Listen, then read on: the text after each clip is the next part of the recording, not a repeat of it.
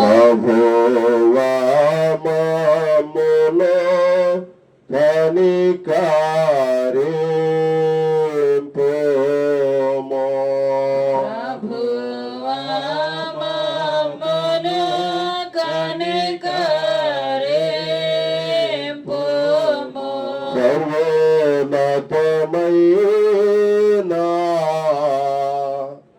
వాణిలో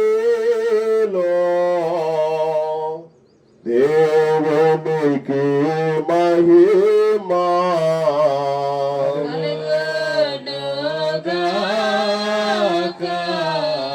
దేవునికి మహిమా కలుగునుగాక.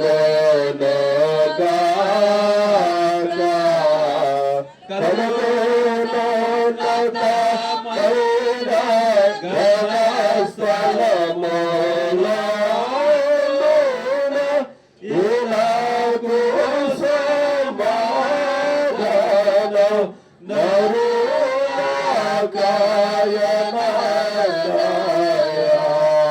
ప్రభువైన దేవా పరమరాజా సర్వ పరిపాల పరిపూర్ణ శక్తి గల పరమ జనతానిలో మహిని స్తుతించుచు మరి పొగడుచున్నాము. మహిమా పరచుచు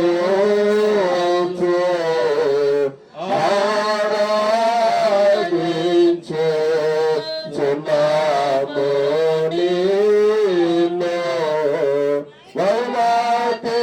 జయమును మదిగల నీకు మహిని స్తుతి గ్రోత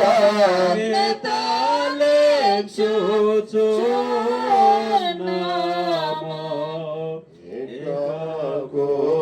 కుమారా యేసు ప్రభువా యెహోవా తనయా లోక పాపము మోయు ఏక దేవుని గొర్రె పిల్ల మమ్మును కనికరించుము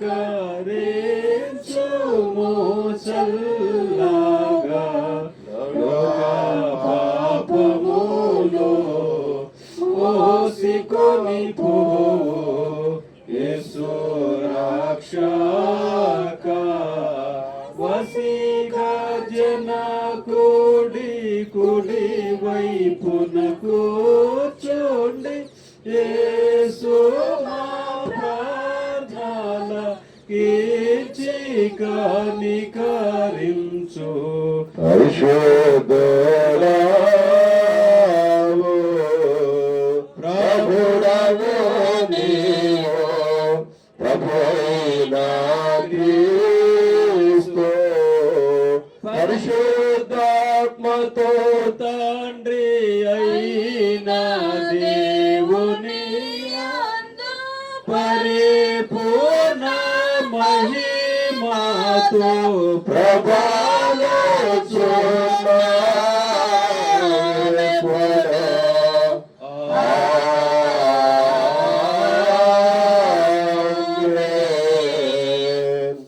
ప్రభువు మీతో నుండుగాక.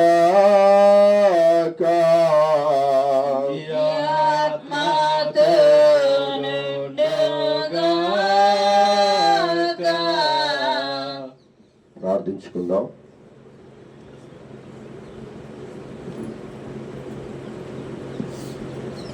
సర్వశక్తి గల దేవా, దుష్టక్రియలను బట్టి శిక్షకు పాత్రులమై ఉన్న మమ్మను నీ కృప చేత ఆదరించి నీ కరుణతో విడిపింపమని నీతోనూ పరిశుద్ధాత్మతోనూ సదా ఏకదేవుడై యుగయుగమును జీవించు పరిపాలించు నుండు నీ కుమారుడును మా ప్రభువైన యేసు క్రీస్తు ద్వారా వేడుకొనుచున్నాము తండ్రి. ఆమె. కూర్చున్నాం. లెంట్లోని 4వ పరిశుద్ధ ఆదివారం ఆరాధన కొరకై ఏర్పాటు చేయబడిన పత్రికా పాఠ్యభాగముగా అపోస్తుడైన పౌలు గలతీయులకు రాసిన పత్రిక 4వ అధ్యాయము 21వ వచనం నుండి 31వ వచనం వరకు ఇలాగో రాయబడి ఉంది. మీలో ఒకరు ముందుకు వచ్చి మాటలు చదివి వినిపించవలసిందిగా ప్రేమతో మనవి చేస్తూ ఆహ్వానిస్తూ ఉన్నాం.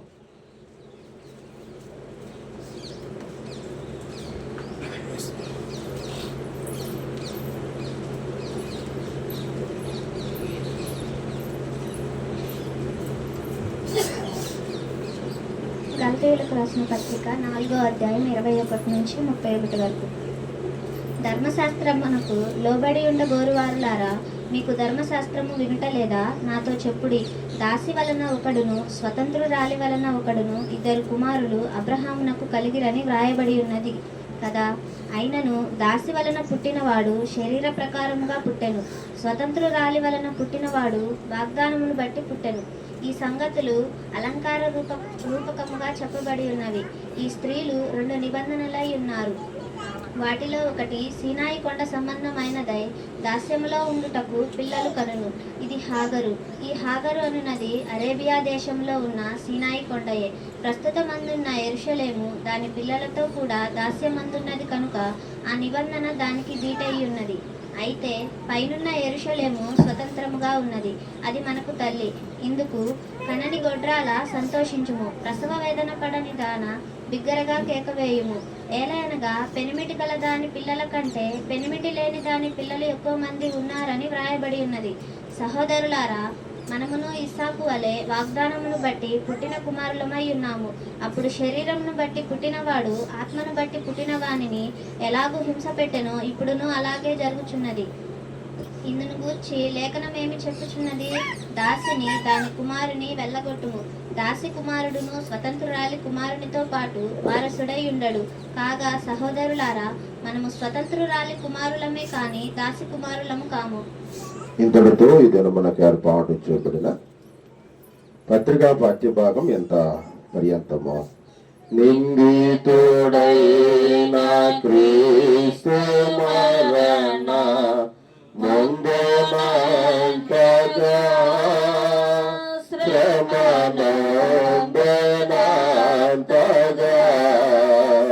సిల్వనందనంతగా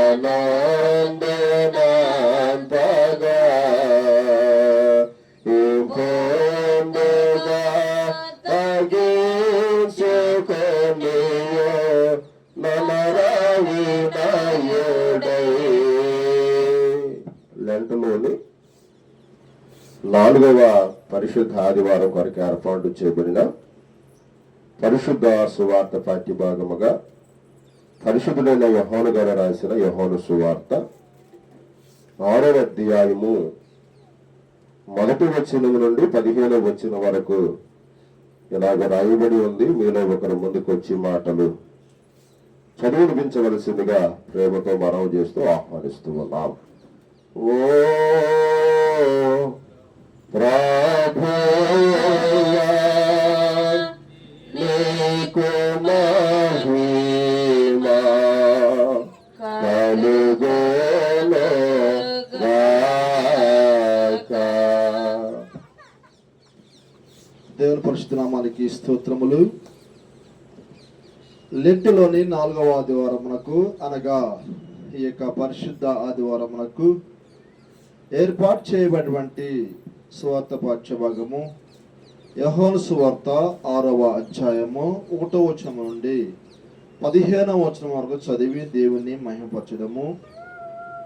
అటు తర్వాత యేసు తిబేరియస్ సముద్రము అనగా గలిలయ సముద్రము దాటి అద్దరికి వెళ్ళెను. రోగుల ఎడల ఆయన చేసిన సూచక్రియలు చూసి బహు జనులు ఆయనను వెంబడించిరి. యేసు కొండ ఎక్కి అక్కడ తన శిష్యులతో కూడా కూర్చుండెను. అప్పుడు పస్కా అను యూదుల పండగ సమీపించెను. కాబట్టి యేసు కనులెత్తి బహు జనులను తన యొద్దకు వచ్చుట చూసి, వీరు భుజించుటకు ఎక్కడి నుండి రొట్టెలు కొని తెప్పించమని పిలుపుని అడిగాను. కానీ ఏమి చేయనై ఇండనో తానే ఎరిగి ఉండి అతనిని పరీక్షించుటకు అలాగడిగాను.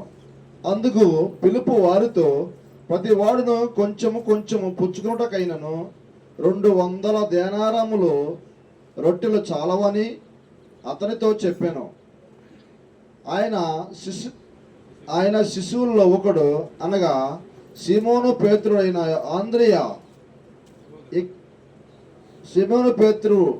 సహోదరుడైన ఆంద్రియ ఇక్కడ ఉన్న ఒక చిన్నవాని యొద్ద 5 ఏవల రొట్టెలు 2 చిన్న చేపలు ఉన్నవి, కానీ ఇంతమందికి ఇవి ఏమాత్రము ఆయనతో, అనగా యేసు జనులను కూర్చుండబెట్టడని చెప్పాను. ఆ చోట చాలా పచ్చిగా ఉండెను గనుక లెక్కకు ఇంచుమించు 5,000 మంది పురుషులు కూర్చుండిరి. యేసు ఆ రొట్టెలు పట్టుకొని కృతజ్ఞతాస్తుతులు చెల్లించి కూర్చున్న వారికి వడ్డించెను. అలాగున చేపలు కూడా వారికి ఇష్టమైనంత మొట్టుకు వడ్డించెను. వారు తృప్తిగా తినిన తర్వాత ఏమీ నష్టపడకుండా మిగులు ముక్కలు పోగు చేయుడని తన శిష్యులతో చెప్పాను. కాబట్టి వారు భుజించిన తర్వాత వారి యొద్ద మిగిలిన 5 ఏవల రొట్టెలు ముక్కలు పోగు చేసి 12 గంపలు నింపిరి. ఆ మనుష్యులు యేసు చేసిన సూచక్రియను చూసి, నిజంగా ఈ లోకమునకు రాబోవు ప్రవక్త ఈయనే అని చెప్పుకొనిది. రాజుగా చేయుటకు వారు వచ్చి తన్ను బలవంతముగా పట్టుకుపోవచ్చుండరని యేసు ఎరిగి మరలా కొండకు ఒంటరిగా వెళ్ళెను. దేవుడి వాక్యం ఇంత పర్యంతము.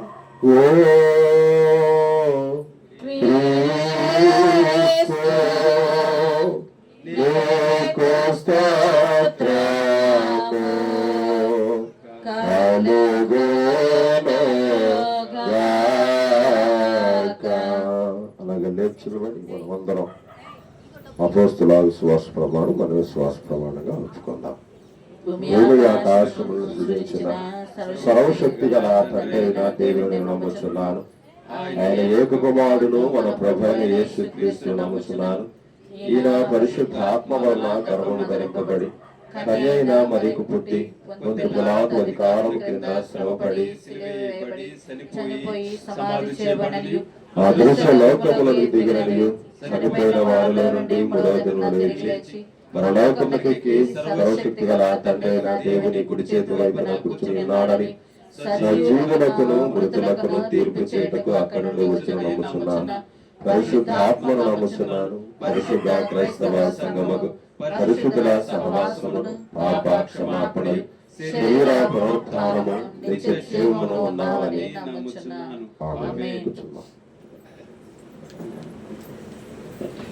మన ఆంధ్ర క్రైస్తవ చిన్నారుల కీర్తన పుస్తకం నుంచి 358వ నెంబర్ పాట, శతారాధన కీర్తన పుస్తకం నుంచి 992వ నెంబర్ పాట పాడుకుందాం. యేసు పదాంబుజ శరణో నరదోష మహాంబుధి హరణో యేసు పదాంబుజ శరణో నరదోష మహాంబుధి హరణో యేసు పదాంబుజ శరణో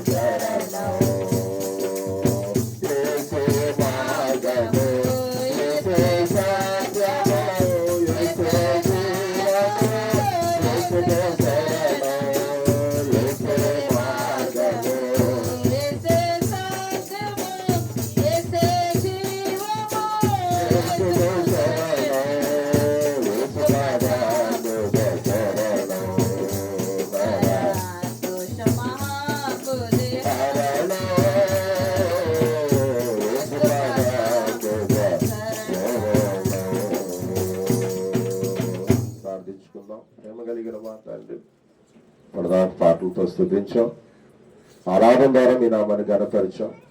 ఇక నీ మాటలు చదువుకుని ఉన్నాం. చదివిన లేఖనాలను మా వెనుకడులు మీరు దీవించండి ప్రభా, ఆస్వాదించండి. ఈరోజు పరిశుద్ధ ఆదివారం, నిన్ను ఆరాధించడానికి, నేను స్తుతించడానికి బిడ్డలు విశ్వాసంతో వచ్చారు. వారిని మీరు దీవించండి ప్రభా, మీరు ఆస్వాదించండి. గత వారం అంతా ఈ బిడ్డల ఉద్యోగాలు, వ్యాపారాలు, వ్యవసాయాలు, పనులు, ప్రయాణాలు తోడుగా నేడుగా ఉన్నందుకు మిమ్మల్ని స్తుతించుకుంటూ ఉన్నాం. దేవా, ఎవరైతే బలహీనులుగా ఉన్నారో అటు బిడ్డలందరూ కూడా మీరు ముట్టమని, తాకమని, స్వస్థపరచమని ప్రార్థన చేస్తున్నాం. ముఖ్యంగా నిదాసుడు అడే నేను అబ్రాం గారి కొరకు మేము ప్రార్థన చేస్తున్నాం. ఈ కుమారుని మీరు ముట్టండి, తాకండి, స్వస్థపరచమని ప్రార్థన చేస్తున్నాం.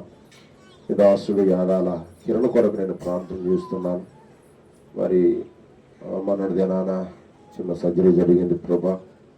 ఆ ముక్కును మీరు ముట్టండి, ఆ ముక్కును మీరు తాకండి. గాయాన్ని మీరు త్వరగా తాకి ఆ గాయాన్ని మీరు స్వస్థపరచమని ప్రార్థన చేస్తున్నాను ప్రభా.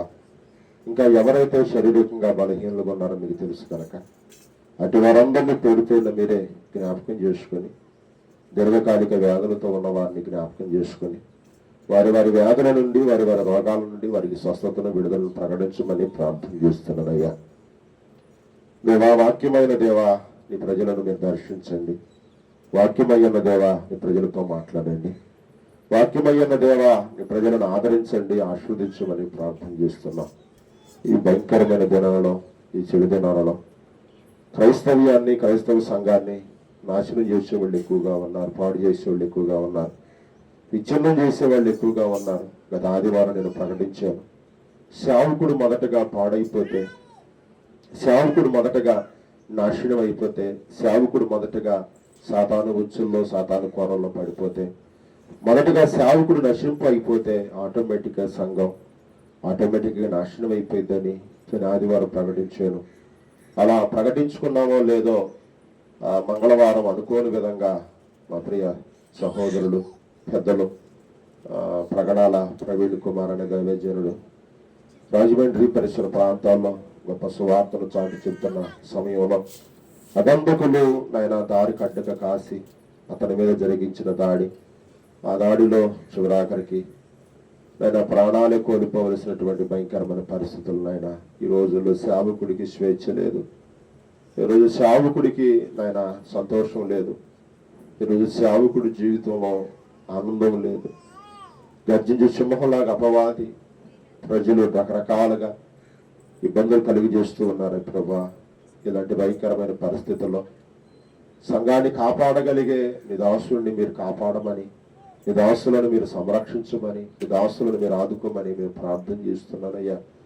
ఇంతవరకు మీరు జరిగించిన క్రమం అంతటిని బట్టి నిన్ను స్తుతిస్తూ మీరే ప్రజలతో మాట్లాడి మహిమ మీరు పొందుకోమని, ఎవరైతే అనారోగ్యాలతో ఉన్నారో వారిని ముట్టమని, తాకమని, ఎవరైతే ఆర్థిక బంధకాల్లో ఉన్నారో వారిని జ్ఞాపకం చేసుకోమని, ఎవరైతే సమాధానం లేని పరిస్థితిలో ఉన్నారో సమాధానం దయచేయమని, ఎవరైతే సంతానం లేని పరిస్థితిలో ఉన్నారో వారికి సంతానము దయచేయమని, ఈ నెల 1వ తారీఖు నుంచి 30వ తారీఖు వరకు నీ వేరకల కింద నన్ను గ్రామ ప్రజలందరినీ కాపాడినందుకు కృతజ్ఞతాస్తుతి స్తోత్రాలు చెల్లిస్తూ సంఘాన్ని, గ్రామాన్ని నీ చేతులకు అప్పగించుకుంటూ ఆలయ నిర్మాణం కొరకు నేను ప్రార్థన చేస్తున్నా. ఇంతవరకు మీరు జరిగించిన పని అంతటిని బట్టి నిన్ను స్తుతిస్తూ ఉన్నాను. ఇంకా నాయన జరగవలసిన పని కొరకు, కావలసిన అవసరాల కొరకు, కావలసిన ఆర్థిక పరమైన వనరుల కొరకు నేను ప్రార్థన చేస్తాను. ఆకాశము మన పెద్ద బాల దేవుని దయచు మీకే మహిమ ఘనత ప్రభావాలు ఆరోపిస్తూ యేసు నామములో ప్రార్థించి దీవిస్తూ ఉన్నాం పరమ తండ్రి, ఆమేన్. మన తండ్రి అయిన దేవుని నుండి, మన ప్రభువైన యేసుక్రీస్తు నుండి కృపయు సమాధానాలు మీకు కలుగును గాక. ఆమేన్. కూర్చున్నాం. ప్రభువైన యేసుక్రీస్తు నామములో మీ అందరికీ శుభవందనాలు తెలియజేస్తూ ఉన్నాను. వాక్యంలోకి వెళ్ళబోయే ముందుగా ఒక చిన్న మాట శ్రావకునిగా జ్ఞాపకం చేసి ఆ తదుపరి వాక్యంలోకి వెళ్తాను. జాగ్రత్తగా ఈ మాటలు అందరూ కూడా సమీపంగా ఉన్నవారు, దూరంగా ఉన్నారు, ఈ మాటలు ఆలకించండి. పోయిన ఆదివారం వాక్యం జ్ఞాపకం చేస్తూ సేవకుడు మొదటగా పడిపోతే, సేవకుడు మొదటగా నాశనం అయితే ఆటోమేటిక్గా సంఘం కూడా ఏమైపోద్ది, నాశనం అయింది, పాడయిద్దని, అది అపవాది యొక్క కుతంత్రం అని పోయిన ఆదివారం మీకు గుర్తు చేశా. ఒకవేళ ఎంతమందికి గుర్తుందో లేదో నాకు తెలీదు. ఒకవేళ గుర్తుంటే సంతోషం, ఒకవేళ గుర్తు లేకపోతే నా పేరు మీద రెవరెండ్ జోగి సమయల్ అనే పేరు మీద యూట్యూబ్ ఛానల్ ఒకటి ఉంది. ప్రతి రోజు వాక్య సందేశం విడుదలవుతూ ఉంది.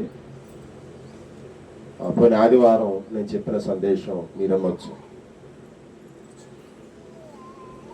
అలా అనిన ఆదివారం మరుసటి రోజు సోమవారం, మంగళవారం 11:30 మధ్యలో అనుకునే విధంగా హైదరాబాదులో గొప్ప కుటుంబంలో పుట్టి గొప్ప దైవజనుడు, గొప్ప భక్త, గొప్ప సేవకుడు, ఈ తరం గొప్పగా వాడబడుతున్నటువంటి దైవజనుడు, అటు హిందువుల విషయంలోనేమి ఇటు ముస్లిమ్స్ విషయంలోనేమి ఎన్నో విషయాలు సుదీర్ఘంగా ప్రకటించినటువంటి దైవజనుడు పాస్టర్ ప్రగడాల ప్రవీణ్ అన్నగారు. నిజంగా ఆయన కుటుంబాన్ని, ఆయన కుటుంబ బ్యాక్గ్రౌండ్ చూస్తే చాలా ఆశ్చర్యాన్ని గురి చేస్తుంది. వాళ్ళ నాన్నగారు ముస్లిం, వాళ్ళ అమ్మగారు ఒక ఆర్సీఎం విశ్వాసి, అంటే ఒక క్రైస్తవురాలామి. అలాంటి వ్యక్తి వాళ్ళ నాన్న సిద్ధాంతమైన ముస్లిం సిద్ధాంతం తీసుకోవలసింది పోయి వాళ్ళ అమ్మగారి సిద్ధాంతమైన క్రైస్తవ్యాన్ని ఏం చేశాడు, ఆయన ఎన్నుకున్నాడు. వాళ్ళ అమ్మ ప్రార్థనో మరి దేవుని మీద ఉన్న నమ్మకమో తెలియదు, కానీ చిన్ననాటి నుండి బైబిల్ చదువుకుని, చిన్ననాటి నుండి దేవుని నమ్ముకుని అన్ని మత గ్రంథాల్లో, అటు భగవద్గీత మీదనేమి, ఇటు ఖురాన్లోనేమి, ఇటు పరిశుద్ధ బైబిల్ గ్రంథంలోనేమి పట్టున్నటువంటి దైవజనుడు. ఈ రోజుకి నేను ఒక మాట చెప్పగలను, సేవ అయితే చేయగలుగుతున్నాను నేను, వాక్యం అయితే చెప్పగలుగుతున్నాను నేను, కానీ హిందూయిజం మీద నేను ఎన్నో విషయాలు విన్నా, కానీ హిందూయిజం గురించి నేను ఎక్కడ కూడా బోధించలా. కానీ ముస్లిమిజం గురించి కూడా నేను విన్నా, కానీ ఎక్కడ కూడా నేను బోధించలా. కానీ అన్న ప్రగడాల ప్రవీణ్ కుమార్ అన్నగారు నిజంగా ప్రతి డిబేట్లో ఆయన మంచిని మంచిగా బోధించేవాడు, చెడుని చెడుగా బోధించేవాడు. అలాంటి గొప్ప దైవజనుడు సువార్త పరకెడుతూ ఉంటే మార్గ మధ్యంలో కాపు కాసి అతని మీద జరిగినటువంటి దాడిని ప్రపంచంలో ఉన్నటువంటి క్రైస్తవులందరూ, తెలుగు రాష్ట్రాల్లో ఉన్నటువంటి క్రైస్తవులందరూ, ముఖ్యంగా నిన్నటి దినాన అమెరికా సంయుక్త రాష్ట్రాల్లో ఉన్నటువంటి దైవజనులు, లాయర్లు కూడా అన్న పగడాల ప్రవీణ్ కుమార్ యొక్క మరణానికి సంఘీభావాన్ని తెలియపరిచారు. పిల్లరా, ఈరోజు క్రైస్తవులో ముఖ్యంగా సేవకుల పరిస్థితులు ఎంత భయంకరంగా ఉన్నాయంటే అంత భయంకరంగా ఉన్నాయి. ఇలాంటి టైంలో సంఘాన్ని, కాపరిని కాపాడుకోవలసినటువంటి బాధ్యత కాపరికి ఉంటుంది, కాపరి కుటుంబానికి ఉంటుంది. మూడవది సంఘ విశ్వాసులైన మీకు ఉంటుందనే విషయాన్ని ఈరోజు గుర్తు చేస్తున్నాను. యూట్యూబ్, ఫేస్బుక్, వాట్సాప్లో మనం చూస్తూ ఉన్నాం. ఈ ప్రగడాల ప్రవీణ్ కుమార్ అన్న మరణం తర్వాత మరి హిందూ వక్తలు వాళ్ళు ఒక సోషల్ మీడియాలో ఒక ప్రకటన వెల్లడి చేశారు. మేము చచ్చిపోయే లోపు ఈ భూమి మీద, ముఖ్యంగా ఈ తెలుగు రాష్ట్రాల్లో క్రైస్తవ్యం అనేటువంటిది ఉండకూడదు, బైబిల్ అనేటువంటిది ప్రచారం జరగకూడదు, సేవకుడు అనేవాడు ఉండకూడదు, సంఘం అనేటువంటిది ఉండకూడదు అని హిందువులు మరోపక్క సవాలు విసురుతున్నారు. మరోపక్క హిందువులు రెచ్చిపోయి మేమే చంపాం, మా వాళ్ళే చంపారు అని బహిరంగంగా వాళ్ళు ఈ మాటలు వెల్లడి చేస్తూ ఉన్నారు. మరి దేవుని బిడ్డలారా, దేవుని సంగమా, మీరు అనుకోవచ్చు ఎక్కడో కడపలో పెట్టాడు పగడాల ప్రవీణ్ కుమార్, ఎక్కడో హైదరాబాద్లో సేవ చేసుకుంటున్నాడు, ఎక్కడో రాజమండ్రిలోకి వచ్చి ఏం జరిగింది చెప్పండి, చెప్పండి ఏం జరిగింది? ప్రాణం ఇచ్చాడు. ఎక్కడో కడపలో పుట్టాడు ఆయన. ఎక్కడ పుట్టాడు ఆయన? కడపలో. సేవ ఎక్కడ అయింది? హైదరాబాద్. మరి చనిపోయింది రాజమండ్రి. ఎక్కడ కడప, ఎక్కడ హైదరాబాదు, ఎక్కడ రాజమండ్రి? చూడండి, ఇదంతా కేవలం దేవుని సేవకుడని పేరు పెట్టుకున్నందుకే. ఇదంతా దేవుని సేవకుడని ఏం పెట్టుకున్నందుకు? పేరు పెట్టుకున్నందుకే. కాబట్టి పిల్లరా, నేను ఒక మాట చెబుతా, చాలా మంది సేవకులు మీరు ఇప్పటికే యూట్యూబ్లో ఫేస్బుక్లో చూశారు, వాళ్ళ సంతాపాలు తెలియపరిచారు, వాళ్ళు మేమున్నామని భరోసాని ఇవ్వగలిగారు, లేకపోతే మనం అందరం కలిసి ఏం చేద్దాం ఆ కుటుంబం కోసం ప్రార్థన చేద్దామని చెప్పారు. సీఎం గారికి, డిప్యూటీ సీఎం గారికి, హోమ్ మినిస్టర్కి వాళ్ళు అర్జీలు ఇచ్చారు. ఇవన్నీ చూసాం.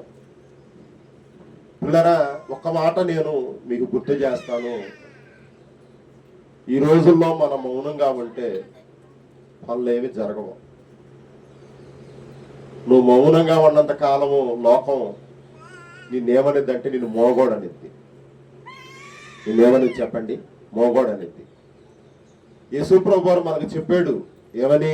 ఒక చెంప కొడితే ఇంకో చెంప చూపిమని.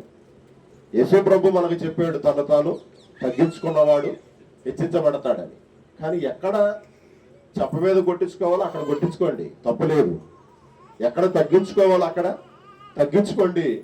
కానీ అన్ని విషయాల్లో మాత్రం తగ్గటానికి వీలు లేదనే విషయాన్ని ఈ ఆదివారం ఒక దైవజనుడిగా మీకు గుర్తు చేస్తున్నాను. ఎందుకంటే హిందువులు ఎవరో మనకు భోజనం పెట్టరు, హిందువులు ఎవరో మనకు జీతాలు ఎవరో, హిందువులు ఎవరో మనకు సహాయం చేయరు. అట్లని ముస్లిమ్స్ ఎవరో మనకు భోజనం పెట్టరు, అట్లని ముస్లిమ్స్ ఎవరో మనకు జీతాలు ఎవరో, అట్లని ముస్లిమ్స్ ఎవరో మనకు సహాయం చేయరు. మనమే కష్టపడి ఏం చేయాలి? పనికి వెళ్ళాలి. మనమే కష్టపడి సంపాదన చేసుకోవాలి. మనమే కష్టపడి ఏం చేయాలి? సేవ చేసుకోవాలి. ఈ సేవ చేయమని మనకి హిందువులు చెప్పలా, ముస్లిమ్స్ చెప్పలా. మనకు సేవ చేయమని మనకి ఎవరు చెప్పారంటే మన రాజ్యాంగం చెప్పింది. ఎవరు చెప్పారు చెప్పండి? రాజ్యాంగం. ఏమని? ఎవరు ఏ మతానైనా స్వీకరించవచ్చు, అంగీకరించవచ్చు, ఏ మతానైనా ప్రచారము చేసుకోవచ్చు అని మనకి మన మత గ్రంథం కాదు చెబుతుంది, రాజ్యాంగం మనకు చెబుతుంది. మన మత గ్రంథంలో ఏముంది? సర్వలోకమునకు మీరు వెళ్ళి సర్వ సృష్టికి ఏం చేయండి? సువార్త. కానీ మనం ఎక్కడెక్కడే ఉండి తానుకుంటున్నాం, మనం ఎక్కడెక్కడుండి తానుకుంటున్నాం. సర్వ సృష్టికి వెళ్ళి సువార్తను ఏం చేయండి? ప్రకటించండి. నమ్మి బాప్తీసం పొందినవాడు రక్షించబడతాడు. ఒకవేళ నమ్మని వానికి ఏముంది? అది క్రైస్తవుని యొక్క విశ్వాసం. అది ప్రగాఢ విశ్వాసం. అది ఇప్పుడు నేను సేవ చేస్తున్నాను, వాక్యం చెబుతున్నాను, దేవుని కోసం జీవిస్తున్నాను. ఒకవేళ ఉన్న ఫలంగా నేను ఈరోజు చచ్చిపోతే నా నిరీక్షణ ఏంటి? నేను ఎక్కడికి వెళ్తానని? పరలోకం. మీరున్నారు విశ్వాసులుగా, బాప్తీసం పొంది మారు మనసు పొంది చర్చికి వస్తున్నారు. మీ విశ్వాసం ఏంటి? ఉన్న ఫలంగా మీరు మరణిస్తే ఎక్కడికి వెళ్తారని? పరలోకం. నీవైనా నేనైనా ఎవరైనా ఆ నిరీక్షణ ఏంటి అంటే పరలోకం కోసమే. మరి రక్షించబడిన వాళ్ళు ఎక్కడికి వెళ్తారని బైబిల్ చెబుతుంది? నరకానికి. వాళ్ళు నరకానికి వెళ్ళకూడదనే ఉద్దేశంతో రాజ్యాంగం కలిగించినటువంటి అధికారం తక్కువతోనే వారికి సువార్త చెబుతున్నామే తప్ప వేరొకటి లేదు. కానీ దాన్ని వాళ్ళు అదునుగా తీసుకొని క్రైస్తవుల్ని, సేవకుల్ని ఏం చేస్తారు చెప్పండి? దాడులు చేస్తారు. మనం అందరం దీన్ని తీవ్రంగా ఖండించాలి. అన్ని నూతన సంఘాలు, మన యొక్క ఏఎల్సి బిషప్లు అందరూ దైవజనులు, ఆయా డినామినేషన్, ఆయా మత గురువులందరూ ఈ విషయాన్ని ఖండించారు. కాబట్టి మనం కూడా మన బుర్లవారిపాలెం ప్యారిష్ నుండి దీన్ని సంపూర్ణంగా మద్దతిస్తున్నాం, ఖండిస్తున్నాం. దీన్ని ఇలాంటివి ఎక్కడ కూడా జరగకూడదని దేవుని సేవకుడిగా నేను మనస్ఫూర్తిగా కోరుకుంటున్నాను. మరి అందరు చెప్పినట్లుగా వాళ్ళ కోసం మనం కూడా ప్రార్థన చేద్దాం. మన సీఎం గారు, డిప్యూటీ సీఎం గారు, హోమ్ మినిస్టర్ గారు ఈ విషయంలో కొంచెం కేర్ తీసుకుని త్వరగా పగడాల ప్రవీణ్ కుమార్ మాస్టర్ గారికి దేవుడు న్యాయం చేయాలని మనమందరం కూడా మనస్ఫూర్తిగా కోరుకుందాం. ఆ కుటుంబం కోసం, భార్య బిడ్డలు, మరి కొంతమంది ఆర్ఫన్స్ ఉన్నారు ఆయన దగ్గర, వాళ్ళ తల్లి గారు, వాళ్ళ యొక్క తోడబుట్టినటువంటి వాళ్ళు ఉన్నారు. వాళ్ళందరి కోసం, వాళ్ళందరికి ఆదరణ కోసం మన అనుదిన ప్రార్థనలో గుర్తు చేసుకుందాం. దేవుడు ఆ కుటుంబాన్ని ఆదరించి ఆశీర్వదించును గాక. ఆమె చిన్న ప్రార్థన చేద్దాం. ప్రేమ కలిగిన మా తండ్రి, కృపగల దేవ, మహోన్నతుడ, నీ ప్రియదేం దాసులు ప్రగడాల ప్రవీణ్ కుమార్ పాస్టర్ గారి కొరకు మేము ప్రార్థన చేస్తున్నాం. సేవకుడయ్యా, నీ పనిచేసే దైవజనుడయ్యా, అనుకోని విధంగా సేవ కోసం వస్తుంటే మార్గ మధ్యలో కాపుగాసి దొండగులు అతని మీద జరిగించినటువంటి దాడిని మేము ఖండిస్తూ ఉన్నాం. అయ్యా, మీరు కూడా దాన్ని ఖండించారని మేము నమ్ముతున్నాం. ప్రభా, నీ కుమారుడు ఆత్మ నీతో ఉన్నదని, నీ కుమారుడు విడిచిన భార్య బిడలు, తల్లి, వారి సోదరులు, ఆర్ఫన్స్ అందరి కొరకు మేము ప్రార్థన చేస్తున్నాం. దైవసేనులందరినీ మీరే కాపాడమని, ఆదరించమని, క్రైస్తవ సంఘాలన్నింటినీ మీరు దీవించమని, ఆదరించమని, ఆస్వాదించమని, త్వరగా కోర్టులు, పోలీసులు, ప్రభుత్వాలు చొరవ చేసుకుని దీన్ని త్వరగా మరి న్యాయం చేయటకు సహాయము చేయమని, మన దినాల్లో తోడుగా ఉండమని క్రీస్తు నామములో ప్రార్థించి పొంది ఉన్నాం పరమ తండ్రి. మంచిది, దేవుని మాటలు విందాం. ఎక్కడో రాజమండ్రి జరిగింది కదా, బుర్లవారిపాలెం జరగదు అనుకోమాకండి. కాబట్టి ఈ విషయంలో కొంచెం మీరు ఎలా ఉండాలి, మెలకువగలిగి ఉండాలని, మెలకువగలిగి లేకపోతే మీరు ఎక్కడ పడతారని, శోధనలో పడతారని దైవ లేఖనం మనకేం చేస్తుంది, గుర్తు చేస్తుంది. మరి ఆదివారం మనం లూకాసు వార్త 11వ అధ్యాయము సువార్త పాఠం 23వ వచనములో ఏం చూసాము? మనము ఎవరి పక్షమున, క్రీస్తు పక్షమున ఉన్నావా లేదా అనే అంశం మీద కొన్ని విషయాలు మనం ఏం చేశాము, ధ్యానం చేశాం. సరే, ఈ ఆదివారం చెప్పాల్సిన సంగతులు అయితే చాలా ఉన్నాయి, కానీ టైం చాలా అయిపోయింది. మీరు అందరూ సమకూడే వారికి ఇప్పుడు టైం ఎంత? 9:30. నేను ఎన్నిటికి ప్రారంభం చేశాను? ఇప్పుడు ఎన్ని గంటల మధ్యలో? 2 గంటలు. ఇదే 2 గంటలు నేను వాక్యం చెబితే చెప్పాలి తొందరగా. ఇప్పుడు 7:30 to 9:30 అయింది. ఎన్ని గంటలు అప్పుడు? 2 గంటలు. ఇదే 2 గంటలు నేను వాక్యం ఇప్పుడు చెప్పాను అనుకో, మీరేమంటారు? ఇప్పుడు 9:30, 10:30, 11:30 అయింది. నేను అందరూ ఏమంటారు చెప్పండి? ఇదేగా మీరు అనే ఫస్ట్ డైలాగు, ఇదే కదా. చూడండి, అంటే మీరు 7:30కు ప్రారంభం చేస్తే 9:30కు వచ్చారని మీరు గుర్తుపెట్టుకోండి. మీరు పెందలకాడ రాకుండా, అయ్యగారు మీరు పెందలకాడ ముగించండి అని అంటే ఇది జరిగే పనేనా? ఇది అయ్యే పనేనా? కాబట్టి కొంచెం పెందలకాడ రావటానికి సిద్ధపడండి. రైట్, దేవుని మాటలు విందాం. ఈరోజు సువార్త పాఠ్య భాగంగా యోహాను సువార్త 6వ అధ్యాయము 6వ వచనం చదువుతారా? 6వ అధ్యాయము 6వ వచనం.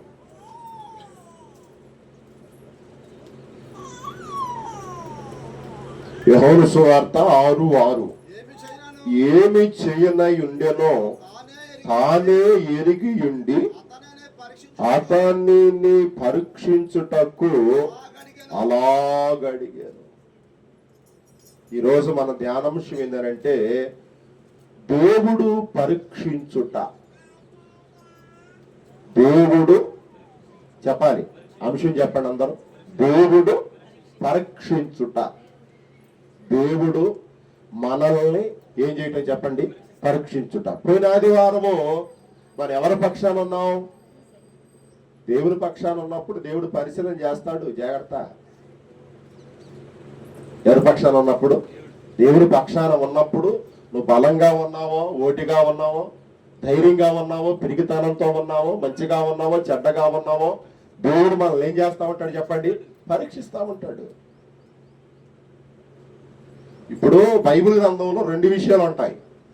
ఒకటి, దేవుడు మనల్ని పరీక్షించడం. ఇది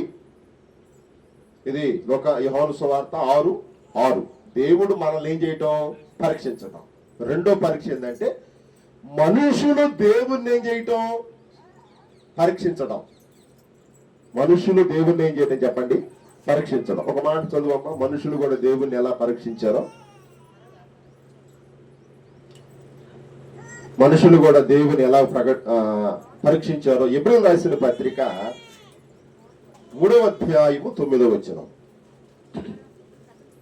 ఎబ్రీయులకు రాసిన పత్రిక 3వ అధ్యాయము 9వ వచనం. 40 సంవత్సరములు నా కార్యాలు చూసి నీ పితరులు నన్ను పరీక్షించి శోధించింది. చాలా జాగ్రత్తగా. ఇప్పుడు 2 వ్యత్యాసాలు బాగా గమనించాలి. 2 వ్యత్యాసాలు. ఇప్పుడు మీకు అవగాహన వచ్చిందా? 2 వ్యత్యాసాలు. ఒకటేంది? దేవుడు మనుషుల్ని ఏం చేయటం? పరీక్షించటం. రెండో పరీక్ష ఏంది? మనుషులు దేవుణ్ణి పరీక్షించడం. అసలు ఇది ఎట్టుందో చెప్పండి ఒకసారి, బాగా ఆలోచన చేయండి ఈ విషయం. దేవుడు మనుషుల్ని ఏం చేయటం?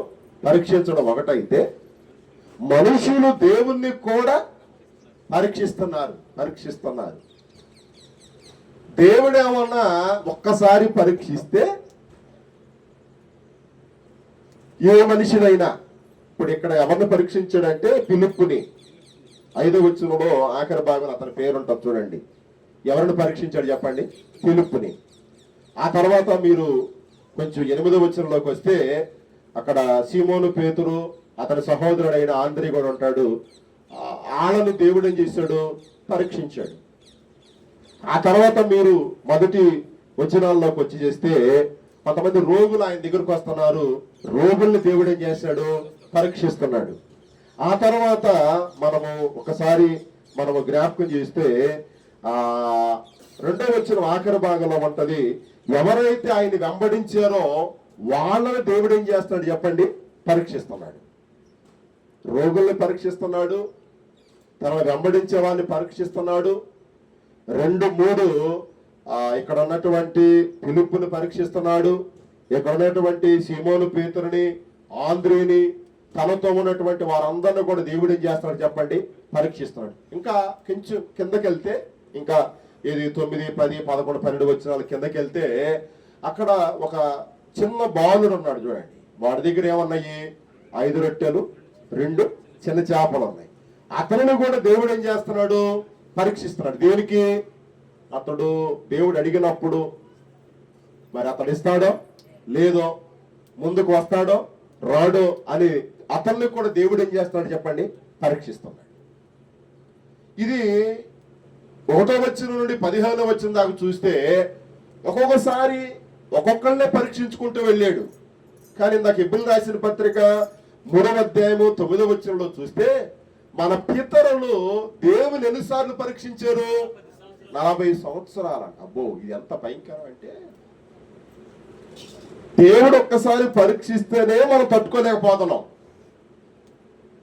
దేవుడు ఒక్కసారి పరిశోధన చేస్తేనే మనం తట్టుకోలేకపోతున్నాం. దేవుడు ఒక్కసారి శోధిస్తేనే మనం తట్టుకోలేకపోతున్నాం. అట్లాంటిది దేవుణ్ణి మనుషులంట 1 సంవత్సరం కాదు, 2 సంవత్సరాలు కాదు, 5 సంవత్సరాలు కాదు, 10 సంవత్సరాలు కాదు, 20 సంవత్సరాలు కాదు, 30 సంవత్సరాలు కాదు. ఎన్ని సంవత్సరాలు అంట? 40 సంవత్సరాలు.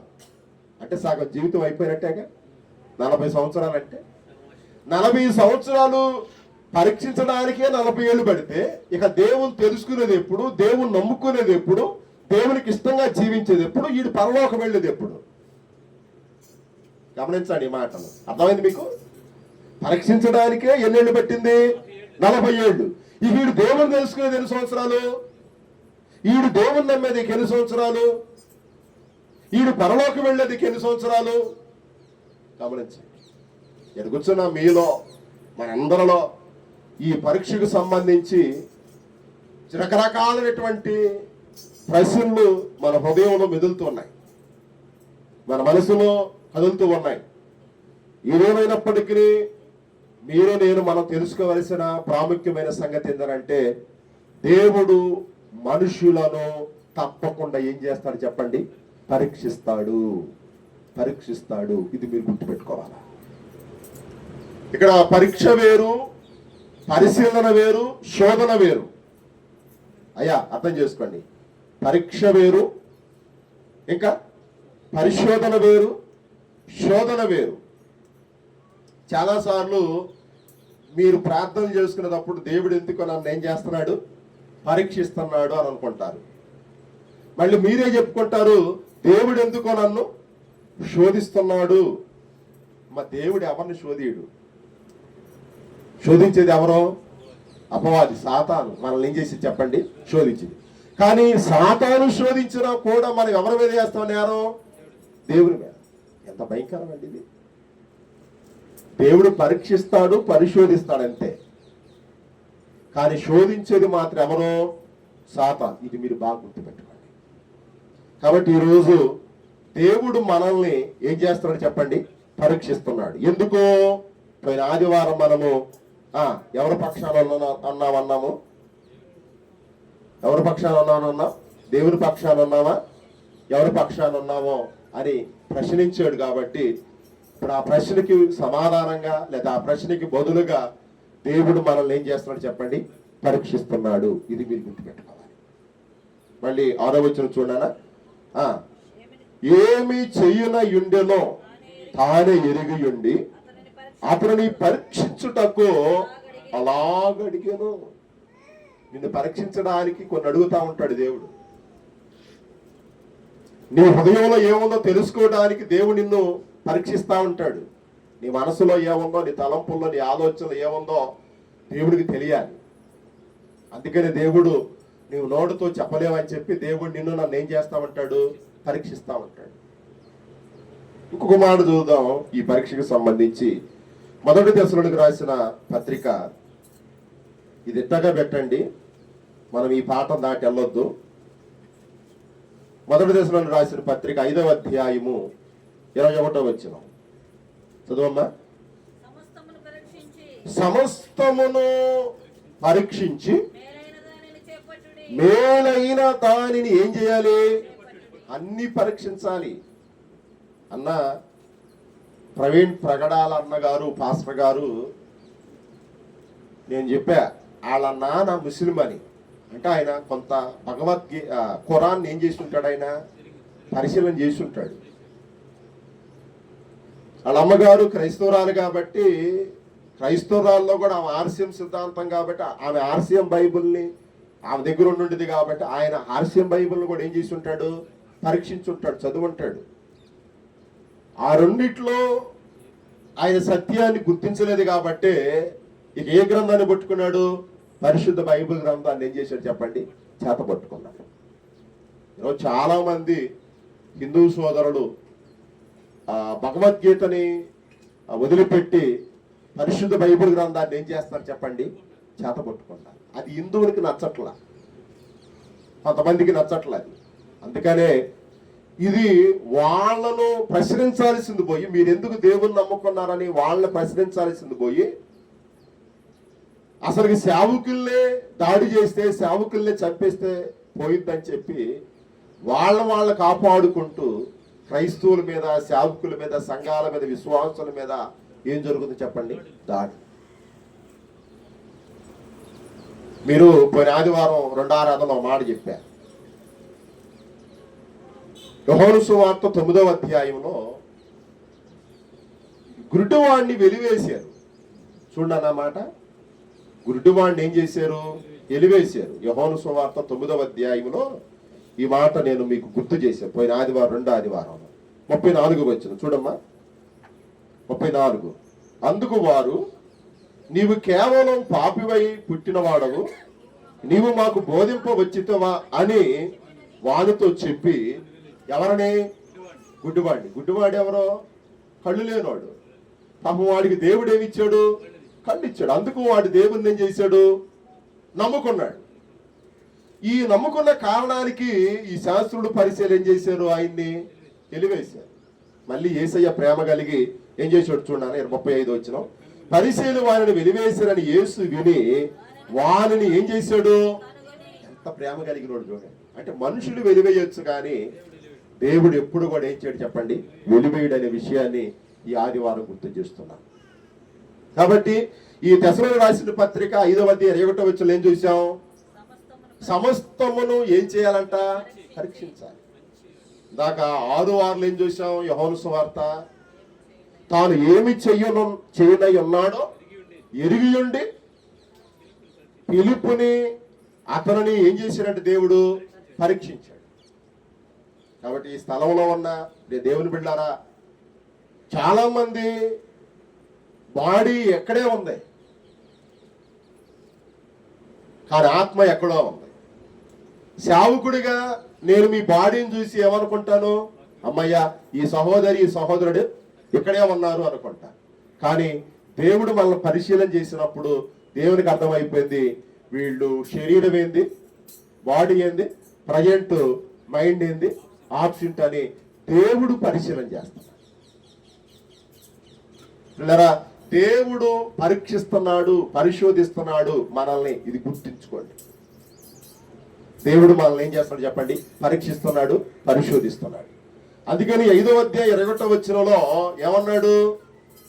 5:21 తెసలోనికీయులకు రాసిన పత్రిక 5:21 సమస్తమును పరీక్షించి మేలైంది. కాబట్టి పరీక్షించేది కూడా సమస్తాన్ని కూడా పరీక్షించి మేలైంది ఏందో చేపట్టాలి.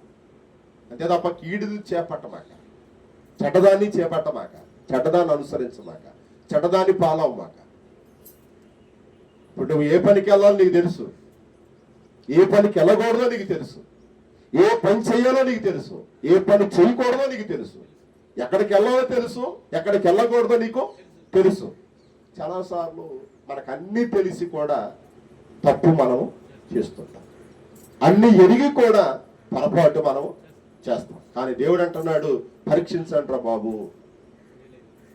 పరీక్షించండి అమ్మా, మేలైందేందో చేపట్టండి. ఎందుకు? హిందువుల్ని హిందూ గ్రంథాలను చదవండి, ముస్లింస్ని ముస్లిం గ్రంథాన్ని చదవండి, క్రైస్తవుని క్రైస్తవ గ్రంథాన్ని చదవండి. దాంట్లో మేలైందేందో, దానిలో మంచి అయిందేందో దాన్ని ఏం చేయండి? ఫాలో అవ్వండి, అనుసరించండి అని దేవుడి ఆదివారం నీకు నాకు మనకేం చేస్తాడు చెప్పండి? గుర్తు చేస్తున్నాడు. కానీ ఈ మనుషులు ఏం చేస్తున్నారంటే, ఇటు పరిశుద్ధ గ్రంథం దగ్గరికి రావటంలా, అటు హిందూ దగ్గరికి ముస్లిం దగ్గరికి వెళ్ళకపోగా ఈ లోకాశలు ఏదైతే ఉన్నాయో, త్రాగుడు, పేకాట, సిగరెట్టు, బీడి, ఖైదీ, దొంగతనం, వ్యభిచారం, అన్యాయం, అక్రమం, మోసాలు, కుట్రాలు, కుతంత్రాలు, ఒకళ్ళ మీద ఒకళ్ళ ద్వేషాలు, ఒకళ్ళ మీద ఒకళ్ళ అసూయలు, ఒకళ్ళ మీద ఒకళ్ళు రకరకాలైనటువంటి కారణాలు మనం చూస్తున్నాం. మనిషి ఈరోజు దేవుని పరీక్షలో ఉండాల్సిన వాడు, పరీక్షించి దాన్ని చేపట్టాల్సిన వాడు అసలు దేవుని కంప్లీట్గా వదిలిపెట్టేసాడమ్మా. మీరు ఆదివారం ఆరాధనకు వచ్చారు, వాక్యం విన్నారు, రాబోతున్న వారం అంతా ఆ వాక్యానుసారంగా ఏం చేయాలి? జీవించాలి, బ్రతకాలి. అది మీకు తెలుసు, అది మీరు ఎరుగుదురు. కానీ ఎరిగి కూడా తెలిసి కూడా మీరు తప్పిపోతే, దానికి దూరం అయితే మీ గతి ఏమైద్దో, మీ జీవితం ఏమైద్దో, మీ స్థితి ఏమైద్దో ఒకసారి జ్ఞాపకం చేసుకోండి. కాబట్టి దేవుడు అంటున్నాడు యోహాను సువార్త 6:6లో, దేవుడు ఏమి చెయ్యనై ఉన్నాడో చెప్పాలి, ఎరిగి ఉండి ఏం చేస్తున్నాడు చెప్పండి? ప్రతి వారిని ఏం చేస్తున్నాడు చెప్పండి? పరీక్షిస్తున్నాడు. ఈ ఆదివారం నీకేమేవాలో ఆయనకి తెలుసు. నువ్వు దేవుని సన్నిధికి వచ్చావు, దేవుని మాటలు వింటున్నావు, నీకేమేవాలో ఆయనకి తెలుసు. కానీ దేవుడు నిన్ను పరీక్షించినప్పుడు నువ్వు పరీక్షలో ఏం కాలేకపోతున్నావు? నిలబడలేకపోతున్నావు. కాబట్టి ఆదివారం సేవకుడిగా చెబుతున్నాను, దేవుడు పరీక్షిస్తున్నప్పుడు ఆ పరీక్షకు మనం నిలబడదాం. ఇక రండి, దేవుడు ఎలాగూ పరీక్షిస్తాడో ఒక 2-3 సంగతులు ఈ ఆదివారం గుర్తు చేసి ఇక నేను ఈ వర్తమానం ముగిస్తాను. రండి, గలతీయులకు రాసిన పత్రిక 6వ అధ్యాయము 4వ వచనం. గలతీయులకు రాసిన పత్రిక 6వ అధ్యాయము 4వ వచనం. ప్రతి వాడును తాను చేయు పనిని పరీక్షించి చూచుకొన. ఆగదాం. ఆరాధనకు వస్తున్న దేవుని బిడలారా, మారు మనసు పొందిన దేవుని బిడలారా, ప్రభు శరీరం తిని ప్రభు రక్తం త్రాగుతున్న దేవుని ప్రజలారా, పరిశుద్ధ బైబిల్ గ్రంథం చేతబట్టిన ధ్యానం చేస్తున్న దేవుని భక్తులారా, మొదటి పాయింట్గా దేవుడు పరీక్షించే విషయంలో మీకు గుర్తు చేస్తుంది ఏంటంటే, చూడండి 4వ వచనం. ప్రతి వాడును తాను చేయు పనిని ఏదో ఒక పని చేస్తావు, నువ్వు ఏదో ఒక కార్యం చేస్తావు, ఏదో ఒక పని. ఇప్పుడు చర్చికి వచ్చావు, ఇది ఒక పనే నీకు. మళ్ళీ ప్రార్థన అయిపోయినాక ఇంటికి వెళ్తావు, అది నీకు పనే. మళ్ళీ ఇంటికాడ అన్నాలు కూరలు వండుకుంటావు, అది నీకు పనే. మళ్ళీ నిద్రపోతావు, అది నీకు పనే. మళ్ళీ సాయంత్రం నిద్ర లెగుస్తావు, మళ్ళీ నీ కార్యక్రమాల్లో ఉంటావు, మళ్ళీ రాత్రి పడుకుంటావు, మళ్ళీ తెల్లారిద్ది, మళ్ళీ తెల్లారికో పనికి వెళ్తావు. నీవు డే బై డే, రోజు వారం, నెల, సంవత్సరం బైబిల్ చెబుతూ ఉంది, ప్రతి వాడు తాను ఏ పని చేస్తున్నాడో, ఏ కార్యం చేస్తున్నాడో, ఏ కార్యంలో ఉన్నాడో ఏం చేయాలంట? పరీక్షించి చూచు కొన వాళ్ళేను. పరీక్షించి చూసుకోవాలి. ఏ పని చేసినా సరే, ఈ పని న్యాయబద్ధమైన పనేనా, ఈ పని సరైన పనేనా, ఈ పని దేవునికి ఇష్టమైన పనేనా, ఈ పని మంచి పనేనా, ఈ కార్యం మంచి కార్యమేనా, నేను చేసేది ప్రజలకు ఉపయోగపడేదేనా, నేను చేసేది నా సంఘానికి ఉపయోగపడేనా, నేను చేసే పని నా సేవకునికి ఉపయోగపడేనా, నేను చేసే ఈ కార్యం నలుగురికి ప్రయోజనకరమేనా అని ప్రతి వారు ఏం చేయాలి చెప్పండి? పరిశీలన చేసుకోవాలి. ఉదాహరణకి ఆదివారం చర్చికి వస్తున్నావు, ఇప్పుడు బియ్యం తీస్తున్నావు, పరీక్షించుకున్నావా? ఆదివారం చర్చికి వస్తున్నావు, తలాంటి నీళ్లు పోసుకున్నావో, మంచి బట్టలు కట్టుకున్నావో, స్నానం చేసావో లేదో పరీక్షించుకున్నావా? ఈ వారం అంతట్లో ఎక్కడ తప్పిపోయావో, ఎక్కడ జారిపోయావో, ఎక్కడ పడిపోయావో పరీక్షించుకున్నావా? యెషయా ఏమన్నాడు? నా పెదవులను ఏం చేయమన్నాడు చెప్పండి? కాల్చు. ఏం చేయమన్నాడు చెప్పండి? నా పెదవులను ఏం చెయ్యి?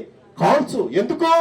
నాలో అపవిత్రమైంది ఏమన్నా ఉందే అంటే యెషయా మాట అన్నాడంటే తనకు తెలుసు తాను ఎక్కడో ఏదో తప్పు చేసి ఉంటాడు, జారిపోయి ఉంటాడని ఆయనకి తెలుసు. అందుకని దేవుని సన్నిధికి వచ్చి తాను చేసిన పని నిమిత్తం ఏమడుగుతున్నాడు? నన్ను కాల్చు. చాలాసార్లు ఈ వారంలో తప్పిపోయి, జారిపోయి, పడిపోయి ధైర్యంగా వచ్చి దేవుని సన్నిధిలో కూర్చున్నావంటే నిన్నువేం చేసుకోలేదో పరిశీలన చేసుకోవాలా, పరీక్షించుకోవాలా. దయచేసి ఈ శిలువ ధ్యానాల్లో దేవుని వాక్యం వింటున్న దేవుని ప్రజలారా, నువ్వు చేసే పని ఏదైనా సరే, నువ్వు చేసే కార్యం ఏదైనా సరే పరీక్షించుకో. నువ్వు ఎవరి దగ్గరికి వెళ్ళొద్దు, ఎవరిని అడగొద్దు ఈ పని మంచిదేనా అని. ఒకవేళ వాళ్ళకి మంచిది అవ్వచ్చు. బైబిల్ చెబుతుంది మనిషికి మంచిది అయ్యింది, దేవునికి ఏమైంది అంటే అది చెడ్డదయ్యింది. దేవునికి చెడ్డదయ్యింది, మనిషికి మంచిదయ్యింది. కాబట్టి జాగ్రత్త. నువ్వు చేసే పని, నువ్వు చేసే కార్యం, నువ్వు చేసే ఏదైనా సరే ఇది న్యాయమైందేనా, ఈ పని ధర్మమైందేనా, నీకు మనసాక్షి ఉండగా, నీవు కూడా ఒక మనసు ఉండగా, నువ్వు కూడా మాట్లాడుతున్నావు, నువ్వు కూడా అన్నం తింటున్నావుగా, నువ్వు కూడా పని చేసుకుంటున్నావు, నువ్వు కూడా డబ్బులు సంపాదించుకుంటున్నావు, ఈ పని సరైందేనా, న్యాయమైందేనా అని ఎవరికి వాళ్ళు ఏం చేయాలంట? పరీక్షించుకో. చదువునా నా మాట 4వ వచనం. ప్రతి వాడును తాను చేయు పనిని ఏం చేయాలంట? పరీక్షించుకోవాలి. నీవు పరీక్షించుకుంటే ఇక దేవుడు పరీక్షించాల్సిన అవసరం ఉందా? గమనించండి. ఇప్పుడు నీవే పరీక్షించుకుంటే, నీ లోపాన్ని నువ్వే సవరించుకుంటే, నీ బలహీనత నువ్వే సవరించుకుంటే, ఇక దేవుని ఇక పరీక్షించాల్సిన అవసరం ఉందా? లేదు, లేదు. అంటే దేవుని సేవకుడిగా చెబుతున్నాను, ఈ 6:4 ప్రకారంగా నువ్వు చేసే పని, డైలీ ప్రోగ్రామ్ ఏదైతే ఉందో దానిని నువ్వేం చేయాలి? పరీక్షించుకో. ఇది మొదటిది. ఇక రెండవది చెబుతున్నాను రండి. రోమిలికి రాసిన పత్రిక, పౌలు గారు రోమిలికి రాసిన పత్రిక 12వ అధ్యాయము 1-2 వచనాలు చదువు తల్లి. రోమిలికి రాసిన పత్రిక 12వ అధ్యాయము 1-2 వచనాలు. కాబట్టి సహోదరులారా, పరిశుద్ధమును దేవునికి అనుకూలమునైన సజీవ యాగముగా మీ శరీరాలు ఆయనకి ఏం చేయండి? సమర్పించుకొనుడి. దేవుని వాత్సల్యాన్ని బట్టి మిమ్మల్ని బతిమాలుకొనుచున్నాను. ఇటు సేవ మీకు యుక్తమైనది. మీరు ఈ లోక మర్యాదను అనుసరింపక ఉత్తమమును అనుకూలమును సంపూర్ణమునై ఉన్న దేవుని చిత్తమేదో ఏం చేయాలంట? దేవుని చిత్తం ఏదో పరీక్షించి తెలుసుకున్నట్లు మీ మనసు మారి నూతన మగుట వలన ఈ ఆదివారం మనమందరం ప్రతి ఒక్కరు ఏం పొందాలి? రూపాంతరం పొందాలంటే మీ మనసు ఏం కావాలి? మారాలి. మీ మనసు మారాలంటే నిన్ను నువ్వు ఏం చేసుకోవాలి? పరీక్ష చేసుకోవాలి. నువ్వు పరీక్ష చేసుకోవాలి. నీ మనసు మారాలి. నువ్వు రూపాంతరము చెందాలి. ఇక్కడే ఉంది చూడండి 2వ వచనంలో. నువ్వు పరీక్షించబడాలి. చూడండి, నువ్వు పరీక్షించబడాలి. 2, నీ మనస్సు మారాలి. 3, నువ్వు రూపాంతరము చెందాలి. చూడండి 2వ వచనంలో, మీరు ఈ లోక మర్యాదను అనుసరించాలి. ఆదివారం 100 పనులు ఉన్నాయి. ఈ లోకం ఏమనిద్దంటే ఆ పని చేయి చెప్పేసింది. ఆదివారం ఆ పనికెళ్ళు అని చెప్పేసింది. ఆదివారం ఆ పనిలో ఉండు అని చెప్పేసింది. తప్పలేదు. ఎందుకంటే ఒక ఆదివారం నువ్వు దూరం చేసుకుంటే దాని నష్టం నీకు తెలియదు, కానీ సాతానికి అది బాగా తెలుసు. సపోజ్ నేనున్నానమ్మా, ఈ ఆదివారం నాకు ఎన్నో పనులు ఉంటాయి. ఇప్పుడు ఎవరో ఒకడు ఆదివారం వాక్యం చదువు రెండయ్య గారు అని అన్నారు అనుకో, నేను వెళ్ళాను. ఇక్కడ ఏం జరిగింది చెప్పండి? ఇక్కడ ఏం జరిగింది? ఎవరికో వాళ్ళు చెప్పాయా మీరు చూసుకోండి ప్రార్థన అని వెళ్ళిపోతే ఏం జరిగింది? ఆ లోటు కాదు. ఏదేమైనా సరే, ఎన్ని కార్యక్రమాలు ఉన్నా సరే, నాకు అవతల ఎంత ఇబ్బంది ఉన్నా సరే, అవతల నాకు ఎంత కష్టం ఉన్నా సరే, ఇప్పుడు మీకున్న అవసరాలు నాకుంటాయి కదా, నాకున్న అవసరాలు మీకుంటాయి, నాకున్న కష్టమే మీకుంటుంది, మీకున్న బాధ నాకుంటుంది కదా. ఎన్ని ఉన్నా, ఏది లేకపోయినా సరే, అవసరమైతే ఆఖరికి నా కుటుంబంలో ఎవరైనా చనిపోయినా సరే కన్నీళ్లు దిగమింగి వచ్చి ఆదివారం ఆరాధన నేను చేయాల్సింది. ఆదివారం ఆరాధన నేను చేయాల్సింది. ఎందుకు? మనం ఈ లోక మర్యాదను ఏం చేయకూడదు? అనుసరింపకూడదు. ఉత్తమమైంది, అనుకూలమైనది, సంపూర్ణమైనది ఏంటది? దేవుని చిత్తం చేయటానికి మనం ఏం చేయబడాలి? పరీక్షించుకోవాలి. నువ్వు అనుకోవాలి, మనం అనుకోవాలి, ప్రతి ఒక్కరు అనుకోవాలి, నేను దేవుని చిత్తం చేస్తున్నానా లేదా, లేదా నేను దేవుని చిత్తంలో ఉన్నానా లేదా అని ఎవరికి వాళ్ళు ఏం చేసుకోవాలి? పరీక్ష చేసుకోవాలి. చాలాసార్లు ఆదివారం కోల్పోతే అదొక హ్యాపీగా ఉంటారు మీరు. ఆదివారం కోల్పోతే నేను అనుకుంటాను ఎవరైనా బాధపడతారేమో అనుకుంటా. సిలువదేవనంలో ఒక రోజు కోల్పోతే, ఆదివారంలో ఒక రోజు కోల్పోతే ఎవరైనా బాధపడతారేమో అనుకుంటా. కానీ ఎవరి ముఖాల్లో నేను అది చూడట్లా. పని పోతే 100 మందికి చెప్పావు నువ్వు, నేను పనికి వెళ్ళా, పోయిన వారం పనికి వెళ్ళా, వారం అంతా వెళ్ళాల, వెళ్ళకుండా 2 రోజులే. ఎన్ని రోజులు? 2 రోజులే నువ్వు పనికి వెళ్ళకుండా ఉంది. మిగిలిన 4 రోజులు నువ్వు పనికి వెళ్తానికి అవకాశం ఉంది, వెళ్ళావు. కానీ జనాలందరికీ ఏం చెబుతావు? వారం అంతా కుదరలేదమ్మా, వారం అంతా వెళ్ళానమ్మా, నువ్వు 4 రోజులు చేసుకున్నావు, ఇది మర్చిపోతే ఎట్లా? దేవుని కూడా చెబుతావు. మనుషుల దగ్గర అబద్ధం చెప్పింది కాక దేవుని దగ్గరికి వచ్చి కూడా ఏం చెబుతావు? దేవా, పోయిన వారం అంతా అక్కడికి వెళ్ళలేదు పనిక. దేవుడు నోరు తెరిచి నువ్వు 4 రోజులు వెళ్ళావు కదమ్మా, 4 రోజులు వెళ్ళావు కదా అని అంటే ఆ పరీక్షలో నువ్వు నిలబడగలవా? కాబట్టి బైబిల్ చెబుతూ ఉంది ఈ 2వ వచనం, ఉత్తమమును అనుకూలమునైన సంపూర్ణమైన దేవుని చిత్తమేదో ఈ ఆదివారం ఏం చేయాలంట? దేవుని చిత్తానికి నిన్ను అప్పగించుకో. నువ్వు ఎలా అప్పగించు? ఈ రోజు నేను దేవుని చిత్తములో ఉన్నానా లేదా? ఈ రోజు నా బ్రతుకు దేవుని చిత్తములో ఉందా లేదా? ఈ రోజు నా స్థితి దేవుని చిత్తములో ఉందా లేదా అని మనలను మనము ఎవరికి వారము ఏం చేసుకోవాలి చెప్పండి? పరీక్షించుకోవాలి. ఒకటేంది, మనం చేసే పనిని మనం ఏం చేయాలి? పరీక్షించుకోవాలి. 2, దేవుని చిత్తమేదో ఏం చేయాలి చెప్పండి? పరీక్షించుకోవాలి. 3వది చదువుదారండి. యోహాను సువార్త పాఠ్యంగా 6వ అధ్యాయము 5, 6 వచనాలు చదువుదాం. 5, 6 వచనాలు ఇక్కడ చూద్దాం. ఇక్కడ చూద్దామండి. 5, 6 వచనాలు. యోహాను సువార్త 6వ అధ్యాయము 5, 6 వచనాలు. కాబట్టి యేసు కన్నులెత్తి, చూడండి, యేసు కన్నులెత్తి బహుజనములను తన ఎత్తుకు వచ్చువారిని చూచి, మీరు భుజించుటకు ఎక్కడి నుండి రొట్టెలు కొని తెప్పింతుమని పిలుపుని అడిగను గాని ఏమి చేయనయుండెనో తానే ఎరిగియుండి అతనిని పరీక్షించుటకు. పిలుపుని అడుగుతున్నారు ప్రజలు దేవుణ్ణి ప్రజలు అడుగుతున్నారు. ప్రజలు దేవుణ్ణి అడుగుతున్నారు, పిలుపుని అడుగుతున్నారు. పిలుపు చెబుతున్నాడు.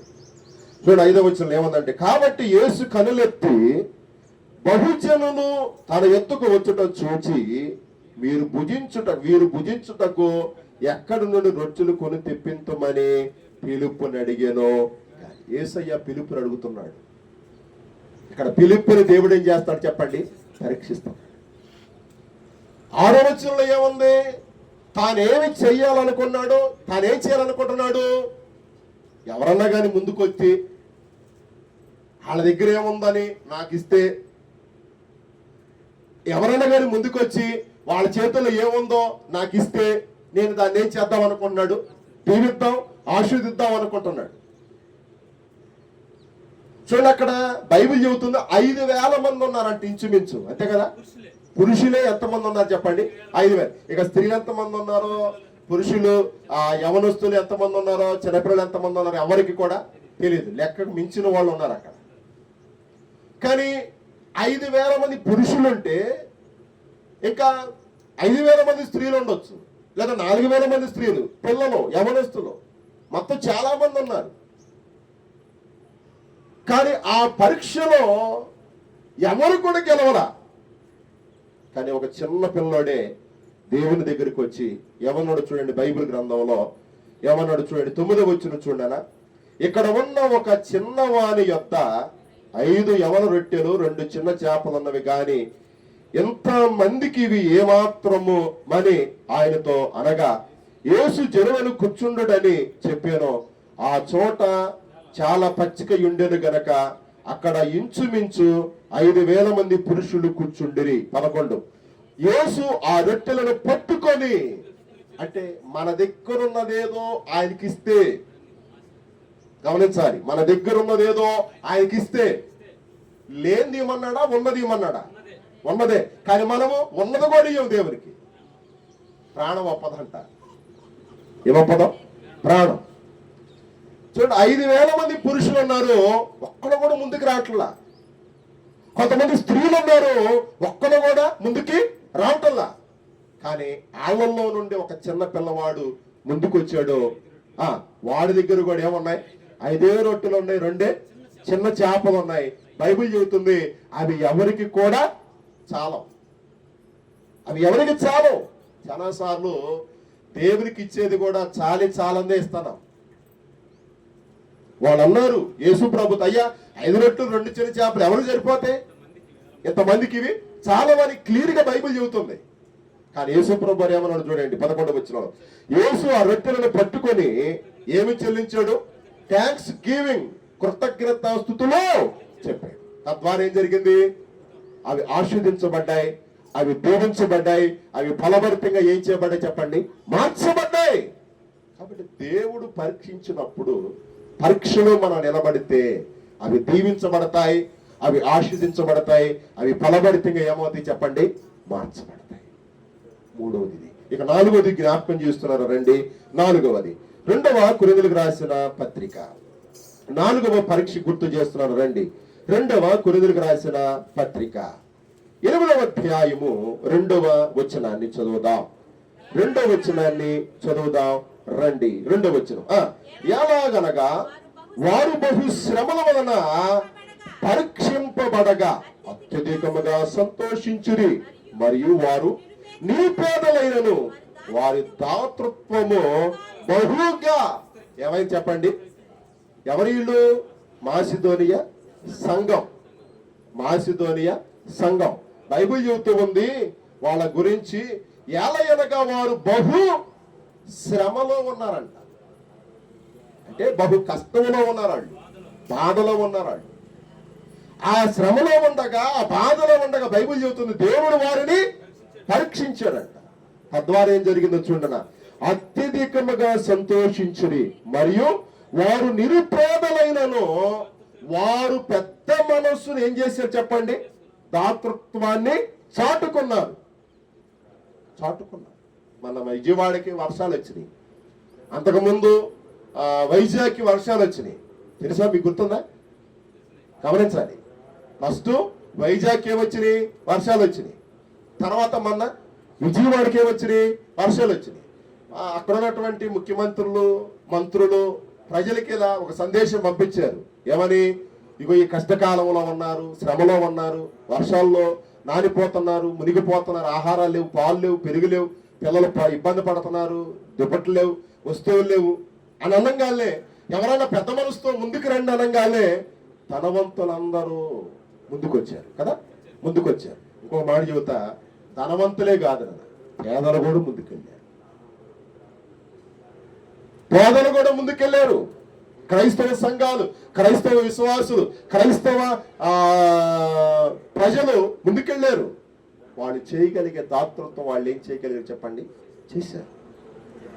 కష్టం వచ్చినప్పుడు ధైర్యంగా నిలబడదాం, శ్రమ వచ్చినప్పుడు ధైర్యంగా నిలబడదాం. వీళ్ళు మాసిదోనియా సంఘం వాళ్ళు చూడండి, వాళ్ళు నిరుపేదలు. ఆ నిరుపేద స్థితిలో కూడా దేవుడు వాళ్ళని ఏం చేశాడంట, పరీక్షించాడు. అంటే ఆ పరీక్షలో వాళ్ళు ఏం చేయబడ్డారు, నిలబడి వాళ్ళ దాతృత్వాన్ని వాళ్ళు ఏం చేశారు చెప్పండి, చాటుకున్నారు. ఇప్పుడు ఆ సంఘానికి పాస్టర్ గారిని పంపించాలా పౌలు గారు. చూడనా 22వ వచనం, 22వ వచనం, 8వ అధ్యాయం 22వ వచనం. మరియు వారితో కూడా మేము మా సహోదరుని పంపుచున్నాము, చాలా సంగతులలో అనేక పర్యాయములు అతన్ని పరీక్షించి అతడు ఏం కలిగిన వాడు చెప్పండి, విశేషమైన. ఎవరైనా? తీతు. ఎవరైనా చెప్పండి, తీతు. అంటే మాసిదోనియా సంఘానికి తీతుని దేవుడు పౌలు గారు సేవకుడిగా పంపించాలనుకుంటున్నాడు. తీతుని మాసిదోనియా సంఘానికి ఎలా పంపించాలనుకుంటున్నాడు, సేవకుడిగా, కాపరిగా పంపించాలనుకున్నాడు. అయితే ఏదో పాస్టర్ గారిని పంపించాలంటే ఊరికే పంపిలా. బైబిల్ చెబుతుంది 22వ చూడండి, మరియు వారితో కూడా మేము మా సహోదరుని పంపుచున్నాము, చాలా సంగతులలో అనేక పర్యాయాలు ఆ తీతు అనే సేవకుడిని మేమేం చేశాము, పరీక్షించి. 2, అతడు ఏం కలిగిన వాడు, ఆసక్తి కలిగిన వాడని ఇప్పుడును మీ ఎడల అతనికి కలిగి ఉన్న విశేషమైన నమ్మకం వలన మరియు ఎక్కువైన ఆసక్తి గలవాడని తెలుసుకునే మీకు సేవకుడిగా ఏం చేస్తున్నాం, మేము పంపిస్తాం. అంటే పౌలు గారు తీతుని ఏం చేశాడు చెప్పండి, పరీక్షించాడు. అంటే ఆ సంఘానికి సేవకుడా కాదా, ఆ సంఘానికి పాస్టర్ గారా కాదా, సరిపోతాడా లేదా, సరిపోయేటట్లు ఉన్నాడా లేదని పౌలు గారు ఈ తీతుని ఏం చేశాడు చెప్పండి, పరీక్షించాడు. కాబట్టి చెప్పడానికి చాలా సంగతులు ఉన్నాయి, కాబట్టి టైం లేదు, కాబట్టి నేను ముగింపులోకి వస్తున్నాను. దేవుడు ఈ ఆదివారం మనల్ని ప్రతి ఒక్కరిని పరీక్షిస్తున్నాడు. దేనికి పరీక్షిస్తున్నాడంటే మనం చేసే ప్రతి పనిని పరీక్షిస్తున్నాడు. దేవుని చిత్తాన్ని తెలుసుకోవడానికి దేవుడు మనల్ని ఏం చేస్తున్నాడు, పరీక్షిస్తున్నాడు. మన దగ్గర ఏముందో ఏమీ లేదో తెలుసుకోవడానికి దేవుడు పరీక్షిస్తున్నాడు. మాసిదోనియ సంఘాన్ని పరీక్షించాడు. మాసిదోనియ సేవకుడిని పంపించడానికి కూడా పౌలు గారు సేవకుడిని ఏం చేశాడు చెప్పండి? పరీక్షించాడు. అంటే ఇన్ని పరీక్షల్లో విజయాలు సాధించారు వాళ్ళు.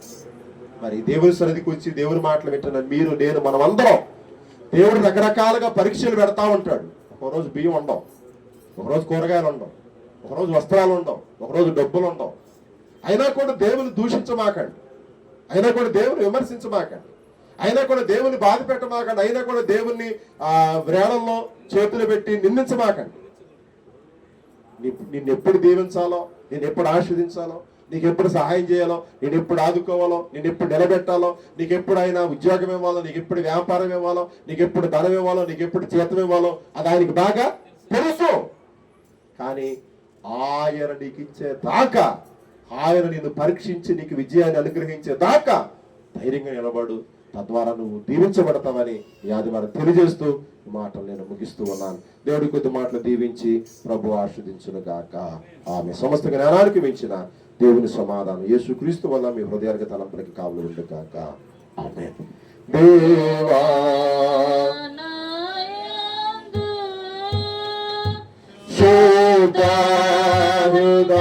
హృదయము కలుగ చేయము నాయంతరా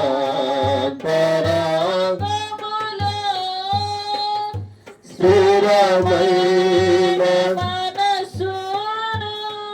ఫలముగా పుట్టించుము నీ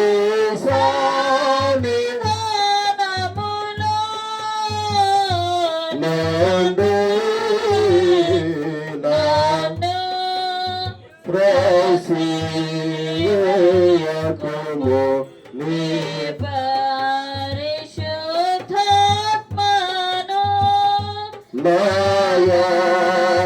నాయదనందు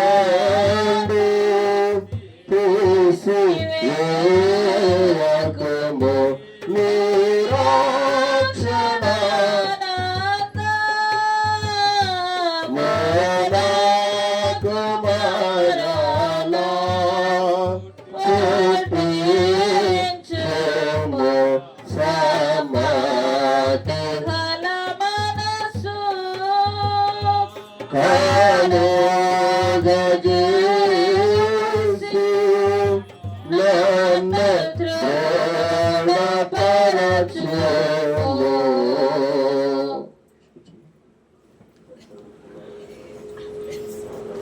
ఈ సమయంలో ఎవరైనా కృతజ్ఞత కానుక కానీ దర్శన భాగం కానీ ఇవ్వాలనుకున్న వారంటే ముందుకు రావలసిందిగా దేవుని నామములో మనం చూస్తూ ఉన్నాను.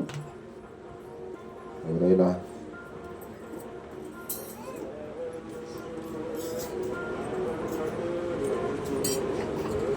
ప్రార్థన చేద్దాం. ప్రేమ కలిగిన మా తండ్రి, కృపగల దేవ, మహోన్నతుడా, నీ విడన నీ సన్నిధికి వచ్చి నీ వాక్యం విని ఇచ్చిన ఈ కానుకను మీరు దీవించండి ప్రభు, ఆస్వాదించండి. ఏది ఇచ్చారో ఎంత ఇచ్చారో తెలుసు గనక అంతకు రెట్టింపైన దీవెన ఆశీర్వాదం బిడలకు కుటుంబాలకు సమృద్ధిగా మీరు దయచేయమని, కొద్దిగా కొరత లోటు లేకుండా చేయమని, బిడల కొరకు ఆకాశ తూములను విప్పమని, పట్టజాలు దేవుని వరకు దయచేయమని యేసునామములో ప్రార్థించి దీవిస్తూ ఉన్నాం పరమ తండ్రి. ఆమె తండ్రి, కుమార, పరిశుద్ధాత్మ త్రియక దేవుని దీవెన మీరు తోడయ్యుండు గాక. పాడబడుతుండగా సంకానుకలు తీసుకున్నాం.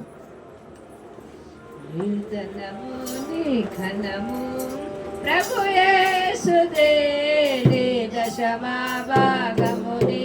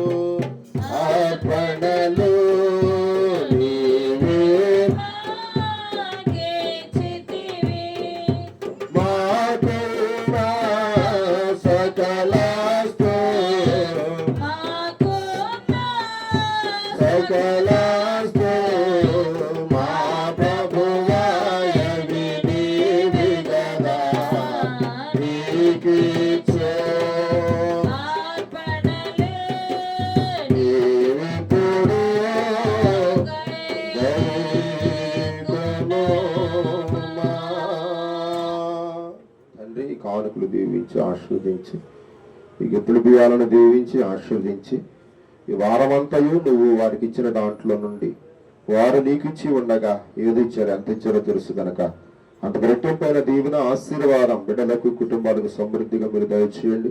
వారిని పోషించండి, వారిని సంరక్షించండి, కొరత లోటు లేకుండా చేయండి. బిడ్డల కొరకు ఆకాశములను విప్పండి, పచ్చజాల దేవుని వారికి దయచేయమని యేసునామమున అడుగుతున్నాను పరమ తండ్రి. కూర్చున్నాను. పిల్లలు వచ్చే ఆదివారం ప్రభు సంస్కారం ఉంటుంది. రెండవది రేపు 31వ తారీఖు కనుక మరి శిలువ ధ్యానం ఉంది, రాత్రి ప్రార్థన ఉంటుంది. ఏం చేద్దాం చెప్పండి, ఏం చేద్దాం చెప్పండి అందరూ. మిక్సీ వేద్దామా? మిక్సీ వేస్తే మిక్చర్ అయిపోయింది. అది ఎటు చేద్దాం చెప్పండి. నాకైతే అవగాహన ఏమి రాలా ఎట్లా, ఎందుకంటే అది 7:30కి, ఇదేమన్నా 9:30కి పెట్టుకునేది. ఎట్లా చేయాలనేటువంటిది సరే ఏదేమైనప్పటికీ శిలువ ధ్యానం 8ంటికి పెడదామా? 7:30కి జరిగింది కదా, ఇది కాస్త 8ంటికి పెడదాం అనుకుంటున్నా. ఆ రెండు కలిసి వచ్చేటట్లుగా. ఏంది ఈ నెల వరకు 7:30కే పెట్టమంటారా? సాయంత్రం వద్దక అమ్మా చెప్పండి.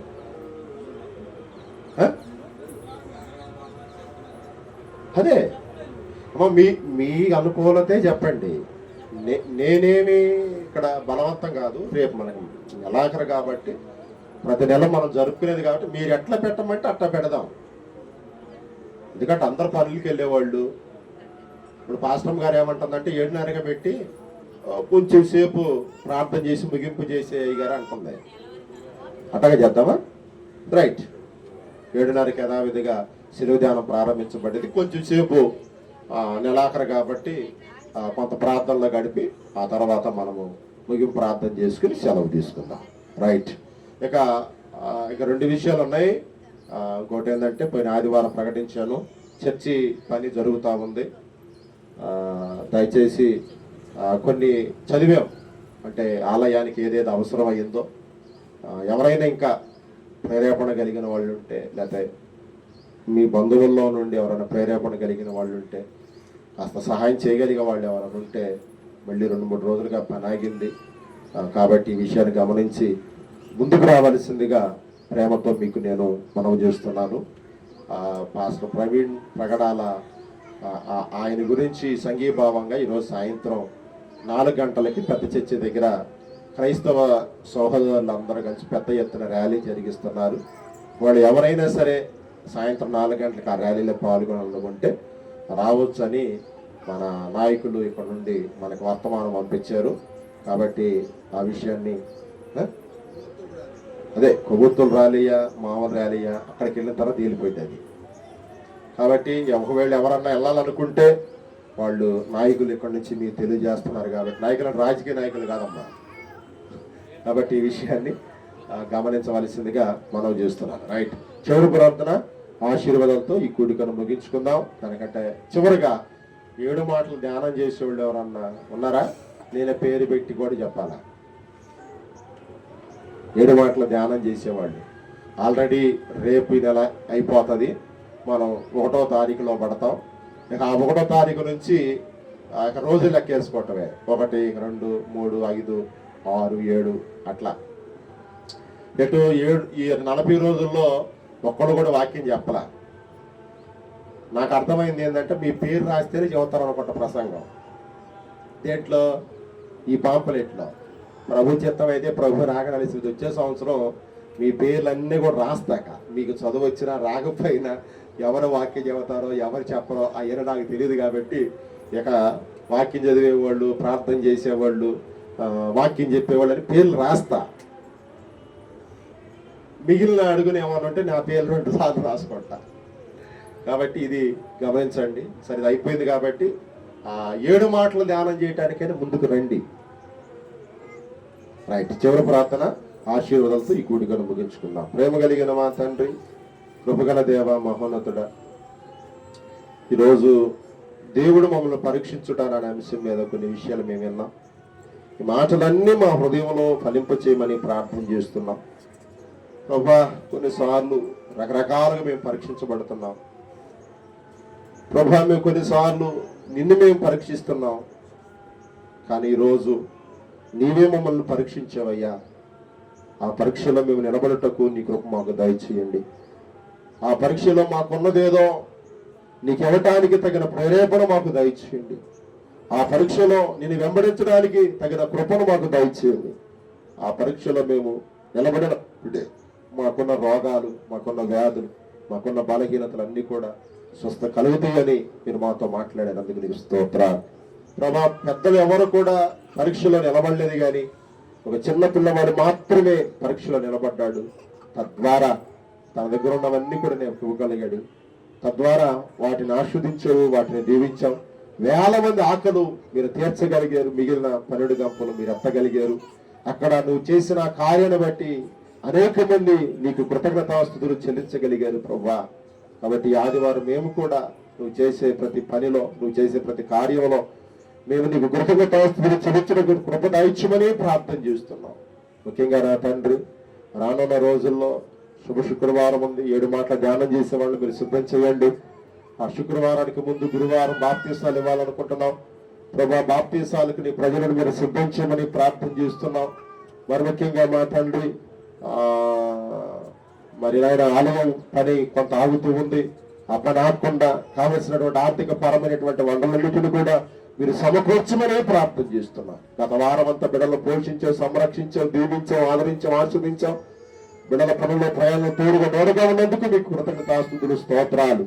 ఈ సిలువ ధ్యానాల్లో మీరు మాతో ఉన్నందుకు నిన్ను స్తుతించుకుంటూ ఉన్నాం. మా ద్వారా మహిమ ఘనత ప్రభావాలు పొందుకుంటున్నందుకు మిమ్మల్ని స్తుతించుకున్నాం. పాల్గొంటున్న ప్రతి బిడ్డను కూడా నిండారుగా మీరు దీవించండి, నిండారుగా మీరు ఆశీర్వించమని ప్రార్థన చేస్తున్నాం ప్రభువా. ఈ ఆరాధన ముగించుకుని మా గృహాలకు మేము వెళుతుండగా నీ దేవులతో నింపి తృప్తిపరిచి పంపించమని, ఈ ఆరాధన అంతటి ద్వారా మాకు కాదయ్యా, కేవలం ఈ పరిశుద్ధ నామమునికి మహిమ తెచ్చుకోమని గత వారం అంతా దీవించావు, గత నెలంతా పోషించావు. రాబోతున్న నెలలో తోడుగా ఉండమని యేసుక్రీస్తు నామములో ప్రార్థించి పొందున్నాం పరమ తండ్రి. ప్రలోకమందున మా తండ్రి, ఈ నామం పరిశుద్ధపరచబడిన ఈ రాజ్యం మాకు వచ్చునుగా, నిజంగా ప్రలోకమందు నెరవేరినట్లు భూమి మీద నెరవేర్చబడిన మన ఆహారనుడు మాకు దయచి, మన అపరాధములు చేసిన వారిని క్షమించు ప్రకారం అపరాధాలు క్షమించు, శోధన దేక దుష్టుడు తప్పించి రాజ్యము, శక్తి, ఆమేన్. ప్రభు నిన్ను ఆశీర్వదించును కాపాడుగాక. ప్రభు నీకు తన సన్నిధిని ప్రకాశింపజేసినను కరుణించు గాక. ప్రభు నీ మీద తన సన్నిధిని కాంతమదింపజేసి నీకు సమాధానం కలుగు చేయుగాక.